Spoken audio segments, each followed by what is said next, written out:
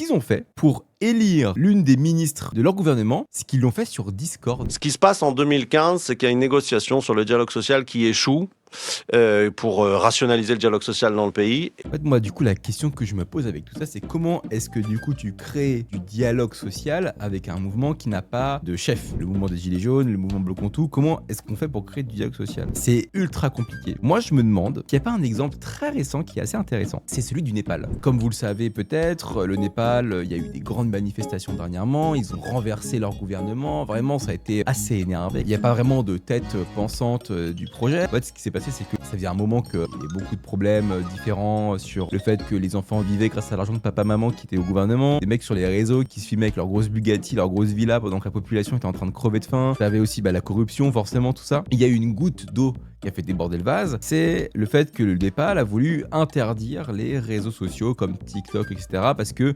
voulait mieux contrôler ce qui se passait sur les réseaux népalais. Ça a fait l'effet d'une bombe en mode ah ouais, non mais là, par contre, c'est trop les gars là. Les réseaux, c'est notre outil d'expression, c'est notre outil de contestation aujourd'hui. On va dans la rue. C'est un peu ce qui a fait émerger les grosses manifestations. C'est suite à ces trucs-là qu'il y a eu des grosses manifs. Mais ce qu'ils ont fait ensuite pour élire l'une des ministres de leur gouvernement, c'est qu'ils l'ont fait sur Discord, les amis. Ils ont été sur Discord. Une fois que le gouvernement a été plus ou moins renversé, ils se sont manifestés sur les réseaux. Ils ont créé un serveur Discord sur lequel ils ont notamment élu leur ministre. Et ça, c'est la première fois que ça arrive dans l'histoire de l'humanité. C'est assez étonnant. Et je me dis, peut-être qu'on manque un peu d'un outil comme ça en France, en fait, qui permet de recueillir de manière très directe les avis des gens, etc., en faisant des votes très rapides et tout. Alors bien sûr, il faut faire attention. Je dis pas qu'on doit forcément utiliser Discord parce que potentiellement, c'est des outils qui peuvent être sujets à l'attaque de robots. Mais je trouve que c'est une piste intéressante de créer une sorte de plateforme collaborative, démocratique. Je pense pas que ça doit se faire via un outil qui n'est pas souverain, mais je me dis que peut-être que c'est via ces outils-là qu'on peut essayer de créer plus de dialogue avec ces mouvements-là, puisqu'il faut qu'on s'adresse à un collectif,